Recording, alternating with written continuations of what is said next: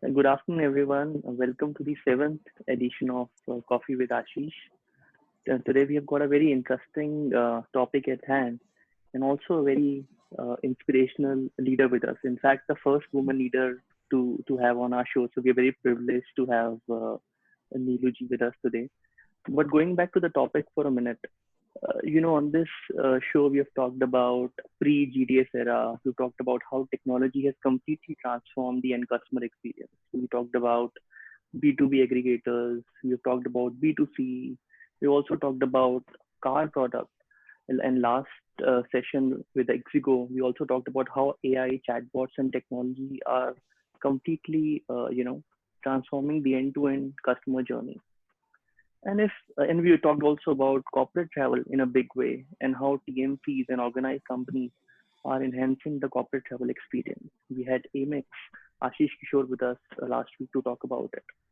But if you talk about that corporate travel experience for a minute, and from a product portfolio perspective, as a corporate travel, we all, travel domestic, international, and you consume flights, hotels, experiences, cars. With flights, everybody's experiences, you got low expectation. Just flight should not be late. You go from point A to point B, cheapest flight in my policy, and you're good to go. Car, we've also talked about. But for a minute, if you talk about hotels, I personally believe, and I'm sure many of you would concur, that hotels you got a very different expectation because if you are traveling, you had a long flight, you had a hard day at work, and hotel in many ways is like your home away from home, for lack of a better word. You always look forward to going back to the hotel, and that entire experience, is very important and precious for a corporate traveler. And we all have experience with hotels.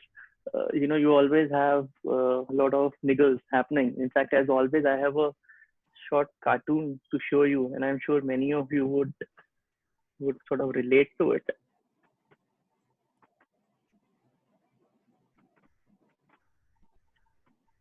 Let me show.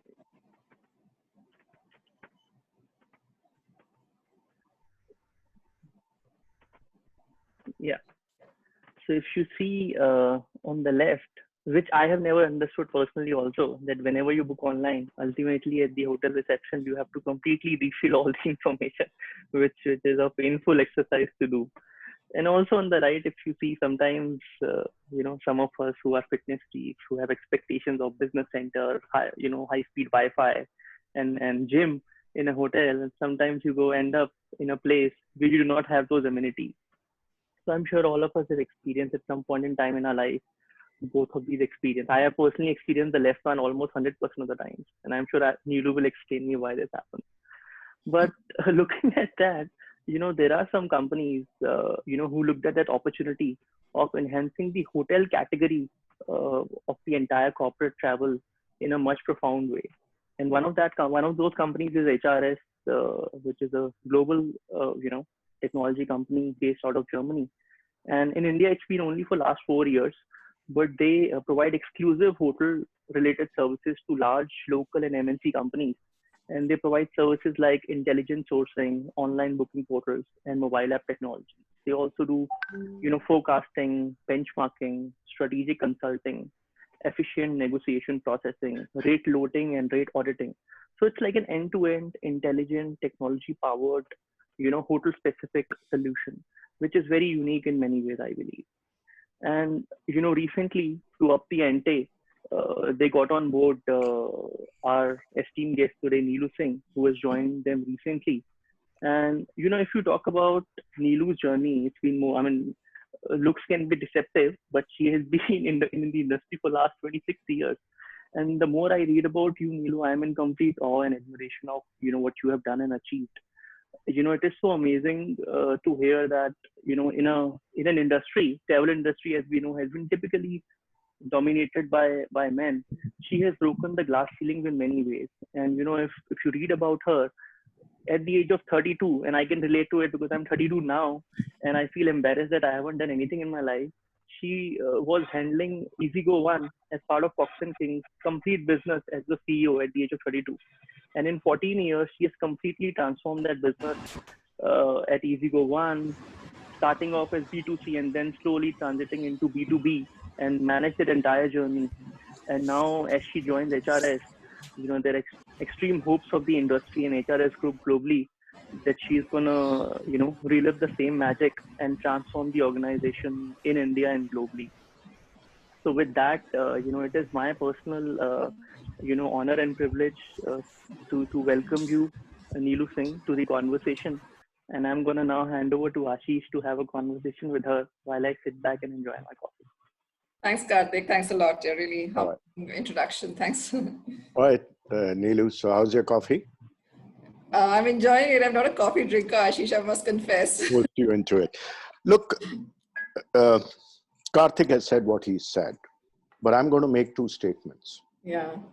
I believe that India, and first of all, I'm not going to be drawn into the survival, will we survive? And many people who hear the show sometimes wonder when the rest of the industry is talking about how do we survive, I'm talking visionary ahead. Yeah. Because I believe that's very important, because survive we will in one form or the other, right? The question is that we must get our strategies right as to how we are going to build beyond that, whether it's in demographics or whether it's in any other processes. So looking at it, there are two statements I'm making to you and coming from a background you do. If you look at the air and hotel distribution contents, I do believe that India can become an epicenter of distribution of these contents and aggregation. And I'll qualify as I go forward. And I've always visualized India sans border, tweaking aside few RBI rules here and there.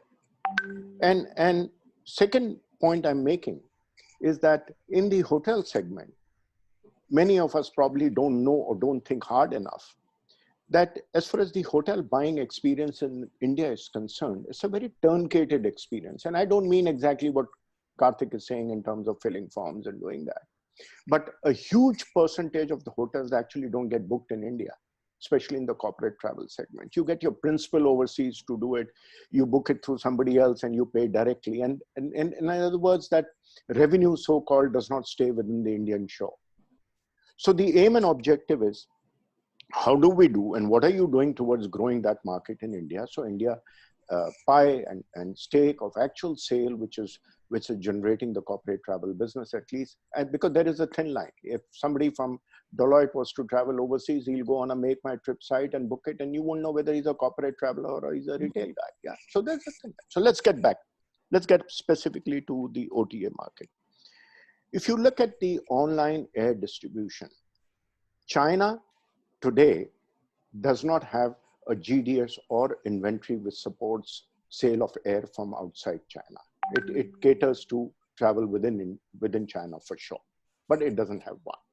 So there's always been an opportunity for some of the Indian companies to register themselves or otherwise to offer contents to China outbound traveler. So that's something I have in mind.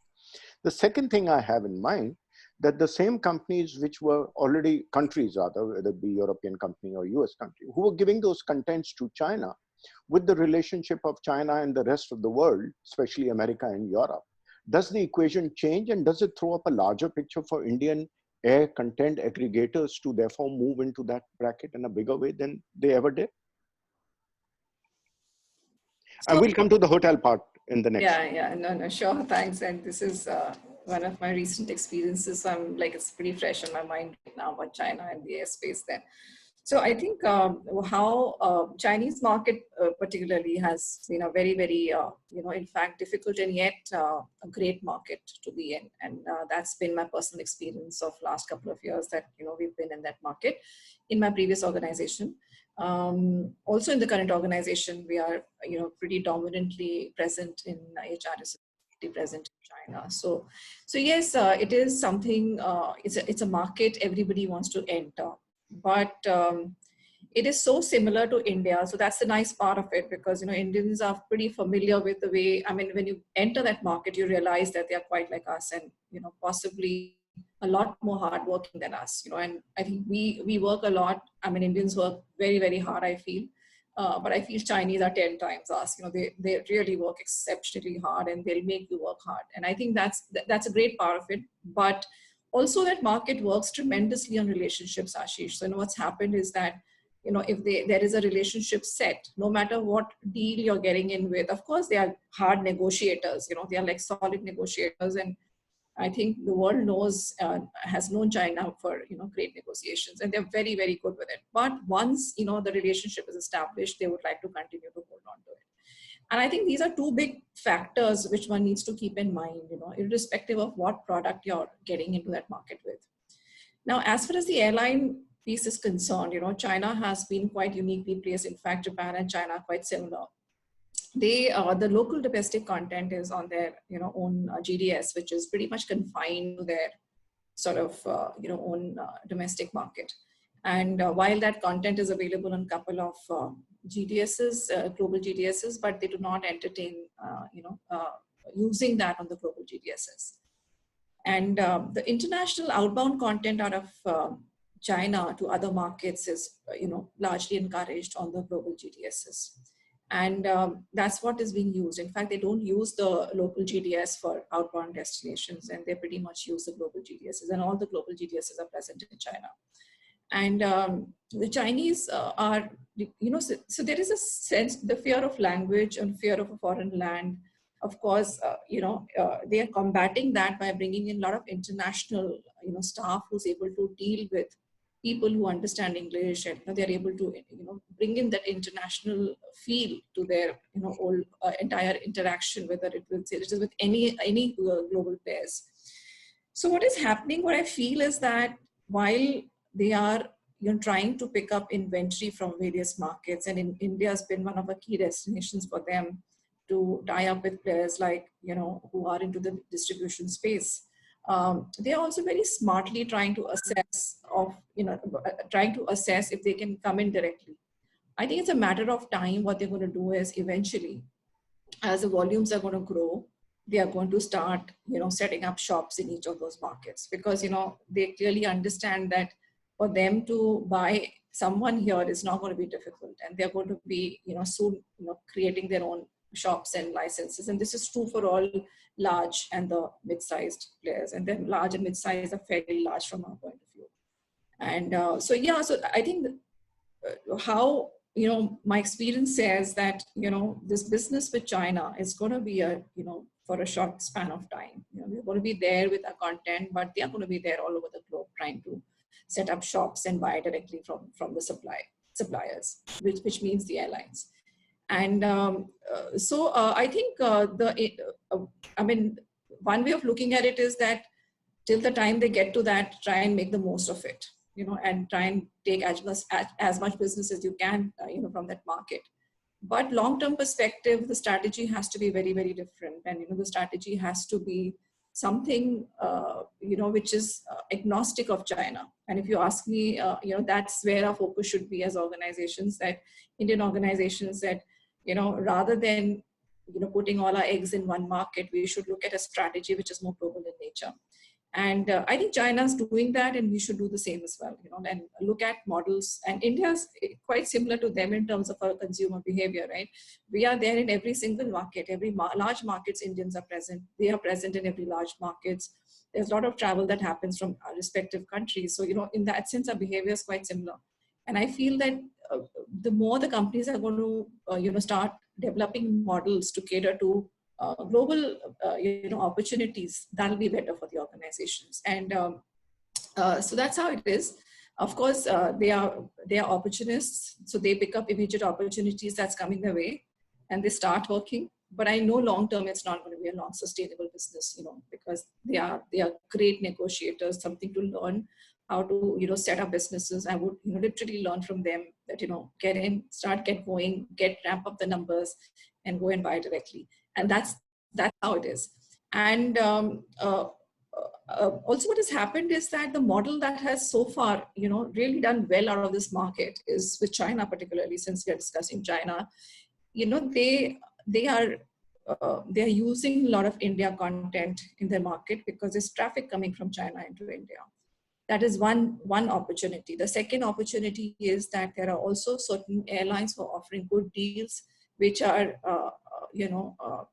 sold outside, ticketed outside opportunities for China.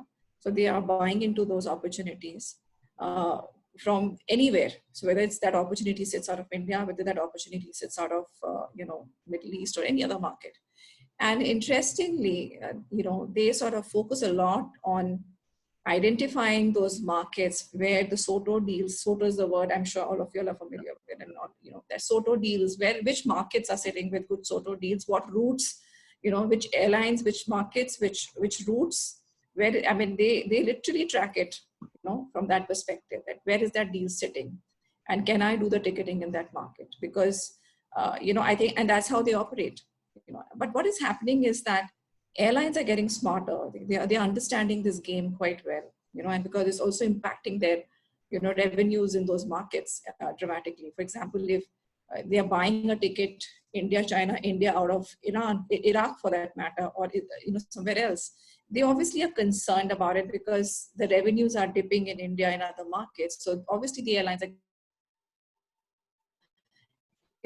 bringing markets to cut down the opportunity which sits around SOTO transactions.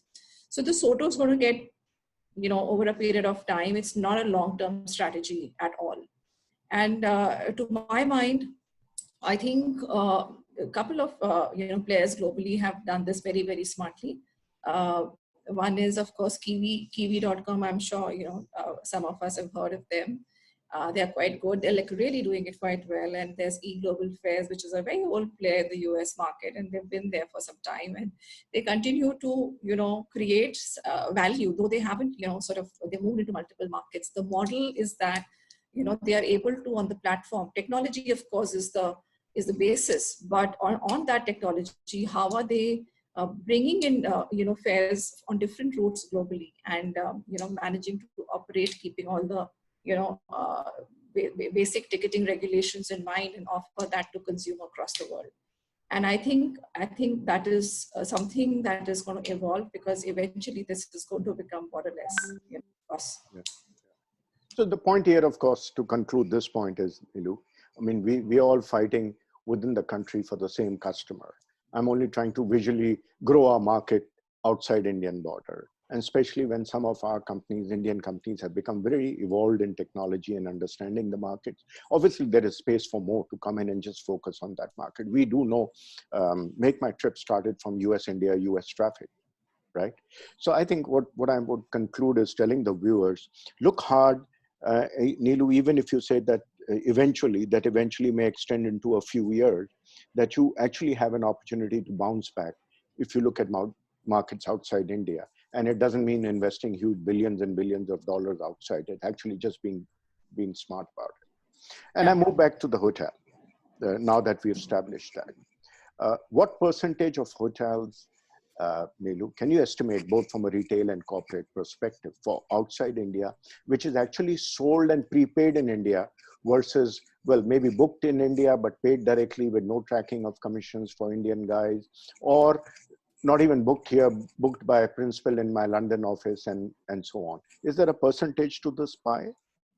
Both retail and corporate, mostly corporate. Yeah. So I think what is happening, Ashish, is there were times, when the global players were buying the Indian content, and I'm just right now referring to the Indian content, because I think that that is of great relevance. So a lot of global players were buying the Indian content, directly, and some of their large players continue to buy the Indian content directly. They are, approaching the hotels, and these are largely the retail, e-retail players, basically the e-commerce players I'm talking about, like the Expedias and Booking.com. So they were in the market, they were buying the hotels directly with they're buying hotels directly from them, and there were no intermediaries, because they thought that they had volume. But they also realized that when it comes to the depth of inventory, there's that much they can do by coming in directly here, unless they don't set up shops here. And I think gradually Expedia did that, and Bookings also got some bit of sourcing guys based out of here. But these are like the e-commerce players. When it comes to now, so therefore, so what is happening now? Earlier it used to happen, not anymore. I think a lot of it, the India sourcing is being sourced locally, and the revenue sits in India now. I think that's how it's becoming, because they are unable to take the sourcing out, except for one or two large players, because they are the only exceptions to the story. But all mid and not so large players are pretty much, buying it through someone, and the revenues are pretty much sitting here. And so corporations, to your point, that whether it is domestic travel or outbound travel. So yes, outbound travel and domestic travel both, are, so while domestic travel is something where, the deals are being, done directly by the corporates with the hotels, and the payments are being made directly to the hotels by the corporations within India. When it comes to international, a similar model is there. So, the revenues, clearly what you're saying is absolutely right, doesn't sit here. It is sitting pretty much in the respective countries. And these are typically markets where, the hotels, so it's more of, where the purchasing is happening, the revenue sits there. So India purchasing, India revenue sits within the country. If it's outbound purchasing, outbound revenue sits in the respective country. And I think this is how it's going to be, Ashish, for, and it's going to get more and more, it's going to get more, it's going to move in that direction even more, is my sense. Because I also feel that, but that's true for large organizations. That's not true for the mid-sized and the small-sized organizations. So large-sized organizations, which are the Fortune 500 organizations, they are in a position to do that, but not the mid-sized and the small enterprises that are there in this country. The strength of this country and that I see is not in the Fortune 500 space. It's pretty much in the the SME space. And SME space is something, it's going to be the largest market in the world as far as the SMEs are concerned. And I think that is where the opportunity lies. And my great belief is that, as we move forward, the SME space is going to be a space to look out for. A lot of revenue reporting that you're talking about in that space is going to be contained within the country. It's not going to move out, because everybody will want to pick up that business. People will try and create opportunities and treat them like large corporations and offer them similar services and service them, but yet give them deals that are equivalent to large corporations, and sort of capture that business. So that opportunity, I think, is growing substantially year on year. That opportunity will continue to grow. The SME base is significantly increasing within India. And it is going to be that with that growth, it's going to happen naturally that the revenues are going to stay here. But I think we should not worry too much about the Fortune 500 space where the revenue leakage is happening because the purchase is happening directly. So, and the reality is, the B2C consumer, the revenue pretty much stays here. It doesn't go out. So it's only that, it's one particular segment which is large right now. That space definitely is not with us, but everything else is going to be there and it's continuing to grow and remain within the country. And that's my reading of the situation. That's how I see it. And I really believe that, we need to up our game as an industry. And I feel that there's lots we need to do in that space. There's lots we need to learn from the global players in terms of how to transform this industry in this country. I'm learning a lot from the global organizations that I've been dealing with or have been a part of, and I think that there is so much of, wealth of knowledge and experience that global organizations are sitting with. We don't lack any of that. I think we just need to change the way we are doing business in India to be able to start reaping the benefits of the potential that exists in the market, and give that experience of an international feel to our customers here locally here. And I really feel that that's what we need to sort of really, channelize our energies in that direction so that we are able to, create solid opportunities. And honestly, the current crisis to me, I'm looking at it very differently. I think it's a great opportunity for us to transform our industry. I'm seeing that positive solutions are going to come out where we are going to really tap into this opportunity of, working out ways to contain the revenue within the country. And there's hardly for another 2 years, you're not going to see anything happening outside India. You're going to see a lot of it is going to be focusing around domestic, and every organization is going to make sure that they're going to, start working on how to get that domestic business into the organization. And so to me, it appears a great times ahead. To me, it appears that, I think we're moving in a great direction of a transformation. we should embrace it very, very gracefully and, with a very seeking mind, sort of look at what we are going to absorb and learn and sort of adapt given the changing trends of the market. Yeah. So the concluding remark on that explanation is that there is a huge amount of revenue which does not sit in India for booking overseas hotels, which is actually escaping the attention of Indian distributors, so to say. And I think if you were to focus inwards and look at that, I think there's a great opportunity for people to develop that, which hasn't been developed. But instead, we do spend a lot of time, let's put it this way, fighting each other for the same customer in the limited space of retail. But I think there's a huge opportunity which one. So I'll request my viewers that, and that's what you are endorsing, that look deep. Navel gazing is what I call it. Look deep within to see how you can create models out of what you're not getting fully.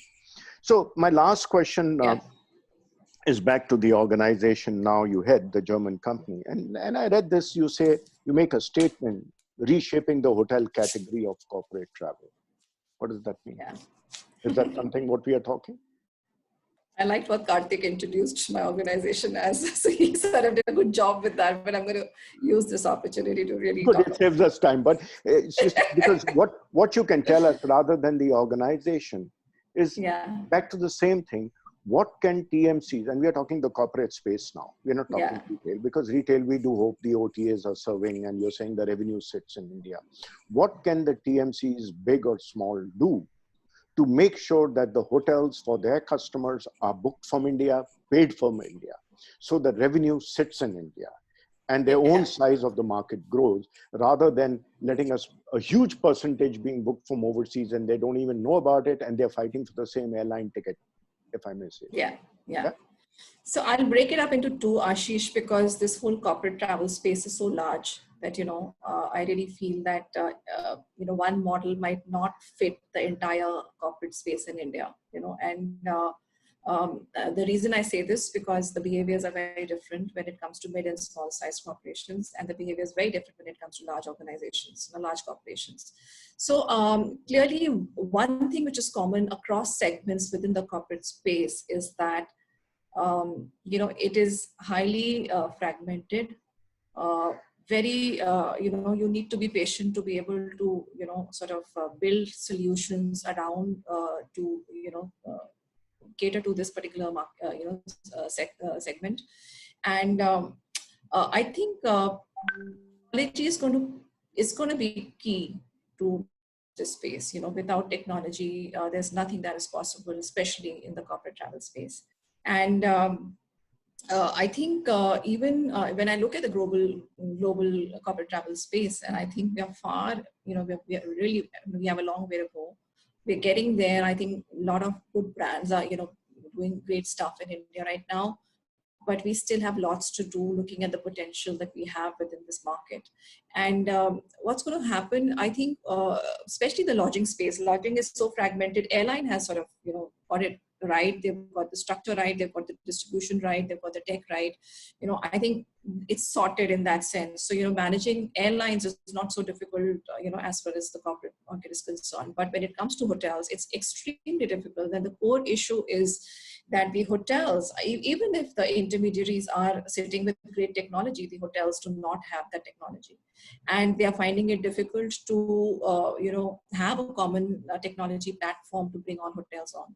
As a result, a cartoon that we saw right in the beginning, which Karthik showed, was like, such a joke, because that's true. Because, while we make reservations on the front end, it seems like, the reservation should be sitting with the last person in the hotel. That's not true, because the technologies don't talk to each other. The technologies are, some of them are so old age and all of that. So I think the core issue that I think what has happened is that a lot of focus is gone in terms of automating the supply side of it, yet we have not achieved much. On the client side of it, there are serious pain points, and then the serious pain points in terms of, how do we automate that? I think nobody has sort of touched that aspect. There's some, and I think we are great at putting up people in the front and saying, I'll put 20 people to cater to your, I'll put 20 implants to take care of your reservations. But that's not the point. I think we're moving to a point where, we are in this crisis where we are. going forward, costs, the P&Ls are being scrutinized, where every line item of the P&L is scrutinized so that cost savings can happen. There'll be dearth of employment. There'll be dearth of dearth of resources within the hotel industry. There'll be dearth of resources in corporations. There'll be people who will not be able to do this offline work for very long. So therefore, it is so critical that, every aspect of customer service on the corporate travel space is automated completely. And I think the more energy any organization is going to spend in terms of automating that, they are going to be the beneficiaries in terms of, picking up that business. And secondly, in terms of, containing that revenue within the country. Otherwise, it is going to go to people who are able to respond to the, consumer needs of the corporate traveler. I think that is going to be really, really crucial. The supply side, how, I think we are evolving as a country to understand supply. But, we have, of course, it's a growing market. It's a growing, we are a developing nation. Therefore, all our learnings are also evolving over a period of time. So I think the way the supply is also will mature over a period of time. Right now, we are still at a level where we are trying to understand how to get the maturity standards of supply management, but we are a little far away over there. And I think there are some serious organizations who are trying to establish, the entire space of lodging as a service. And I think that's what HRS is doing. A very, very impressive model, because it's very futuristic. But I feel that this model will also, cut across corporate travels, the segments that exist within the corporate travel space. And while currently HRS deals with the Fortune 500 companies, but going forward, there will be medium and small enterprises, which will be catered to by this organization, because it understands the space quite correctly. And I think I'm yet to see an organization which is able to, offer lodging as a service. That means you're taking care of the entire aspect of lodging, which whether it comes from procurement, it comes to, real-time transaction management, then, the payment solutions, settlement, and then analyzing the entire process of saying what you thought of that you're going to make, and, have you really saved that kind of money, what you planned to, save in your on your corporate plan, corporate travel program. And ultimately, once that analytics are going to come out, is it leading you to optimize your purchasing? Is it leading you to some intelligence, so that you feel good? All this is only possible through technology. All this is only possible when you understand consulting, when you understand technology, when you're able to understand the supply side and make the supplier understand that it's inevitable that the corporate is going to go and use technology to manage all this. I think that this is how I see it happening. If all of this is going to be, and gradually we are getting there. The good side is that, the industry is understanding this. There are some global players who are coming in, are taking positions in this market, because they understand that from a mature market perspective. They are coming here and doing that. And the revenues are going to remain here, because, it's not going to go out from this market just because it's a global organization. So revenues are going to remain within this country. So good thing, I think there are good practices we are learning from global markets, and a lot of localization. I must also, give benefit to us that, there's a lot of localization also happening, because India is not a, cookie cutter model that can be just, copy pasted from a Western world and just, planted here. There's a lot of localization that is happening to adapt to this market and respond to the consumer needs of this market. So yeah, corporate travel space to me seems to be extremely promising, a space that one needs to really look out for in the future. And this also includes the SME space, which, I think we all are eyeing and familiar with the potential of that particular sector. I'm going to pass you back to Karthik, who might have some questions from the audience, but I conclude this by a vision and a wish list I have. Is I'd like to see the implants got rid of by the corporates from travel companies. We are not body shoppers who keep adding, because I've actually come across one, if I don't want to take the name of the company, one of the largest technology companies, which had actually 12 implants from 3 TMCs sitting there, 12 each, right? I can understand. We are not body shoppers, certainly with the current shoppers. And second, I like to see a single contract. right? Yeah. Why are we only air distributors? What's happening to the cars there? What's happening to the hotels? What's happening to the consumerism you're talking about? So I think here's a case for small, large, medium, big TMCs, whoever they are, to think seriously as to how they can invest, obviously, in technology and the processes to make sure that they have a single contract with the corporate, right? Yeah. So I move you back to Karthik. Thanks, Thanks, Ashish. Ashish. Thanks. I mean, the key takeaways for me, Neelu, was definitely the learnings from the China market and how global players are acting up. Also, the Soto opportunity, which you mentioned, and the SME gold mine, which many of us are neglecting as of now. But how through technology we would be able to deliver a superior experience, a Fortune 500 kind of an experience to an SME client. So that's going to be a great opportunity. The broad set of questions, I'm just going to consolidate into one because we are in the interest of time. So what people are asking is that with the current crisis and the way it's going to unfold in the coming months or time, how do you see the consumer behavior changing? Do you see that corporates will move more and more towards OTAs? Will people prefer more and more unorganized stay or life of Airbnb, or do you still see the organized hotels would be the market they would look at? So the question is, would they shift towards other channels, and B, would they shift towards other form of products in lodging when you talk about lodging as a service? Yeah, I think the crisis is going to only take push the consumer in a direction of more informed choices. And I think the one big reason why the shift is going to happen, and the shift is going to happen more towards accommodation that can guarantee safety and health measures. And to my mind, I read it in the papers today. I was very pleased to read it, that there is a list of health measures that the government is coming up with, which is going to be shared with the hoteliers, that this is how, when they open up, they need to ensure that those health measures are going to be taken care of. My sense is that safety and security was big at some point of time with the hotels, and I think all the corporates who were working were pretty clear about that checklist, that please sign off, and otherwise you'll be sort of penalized in case you don't meet the safety and security measures of a corporation. And another aspect is going to be added is about the health aspect of it, which has come because of whatever we are in right now, and we are going through this crisis right now. And so yes, so I think I don't see.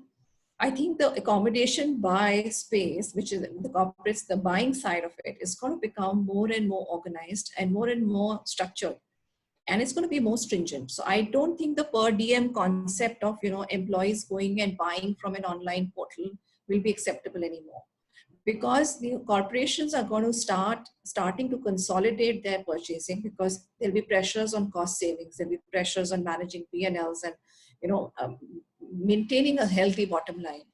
I think there'll be a lot of pressure on the travel managers within corporations to start by creating robust travel programs, so that the organization has two aspects of health measures of the employee, and also the cost aspects taken care of. I think the other aspect is this per diem idea, where the cash flows, technically there was a relief for the cash flows as far as the corporations were concerned, and the employee was paying for it. Given the current situation, they'll be reluctant. Employees are going to be reluctant to make payments on behalf of the corporations and claim it later. So there'll be a lot of focus on corporate credit cards. There'll be a lot of focus on can we sort of automate this entire piece, let the corporations pick up. Corporations are going to sort of start consolidating their buying on corporate credit cards. They're going to reach out to banks to give them great reward points and stuff like that, so that they are able to bring the buck back into their P&Ls and stuff. So a lot of that's going to happen. And I don't see this going to move in any fragmented space of accommodation. It is only pushing us in the direction of, a more structured purchasing going forward. And the more we prepare ourselves for this, because we are so confused in the space right now in India, that, even the corporations are a little confused about the leisure rates and corporate rates. They don't understand that if they're going to an OTA, they are not buying corporate rates, they're buying leisure rates. So I think all that is it is starting to evolve already. We are experiencing that in our interactions with customers already, and it's going to get more and more structured going forward. And I'm happy about that because there is a market for OTAs, and there is a market for corporate travel companies. Each should focus on their space, eating into each other is not getting benefits to either or. And the consumer requirements are very different. The consumer requirements are very different in both. And, the direct consumer B2C wants something very different, and the corporate traveler wants something very different. And I think that is going to get more and more evident going forward post-crisis. And of course, the post-crisis is, for all of us to guess when it is. There are multiple reports that are coming out, but yeah, we're already experiencing some good responses from our customers in this direction already. So speaking out of experience on this one. Okay, great. So with this, we are out of time and we're going to come to the end of the session. Thank you so much, Neelu, for joining us. Really appreciate it. We had so much of some learnings. Thanks, Ashish, as always. Thanks, Ashish. And thanks, everyone, for joining in. We will see you on Sunday when we're going to have a session with Amit Taneja of ClearTrip on the B2C journey of ClearTrip. Till then, stay safe, stay at home. Thank you, everyone. Have a great day. Thank you. Thank Neelu. you. Thanks, Ashish.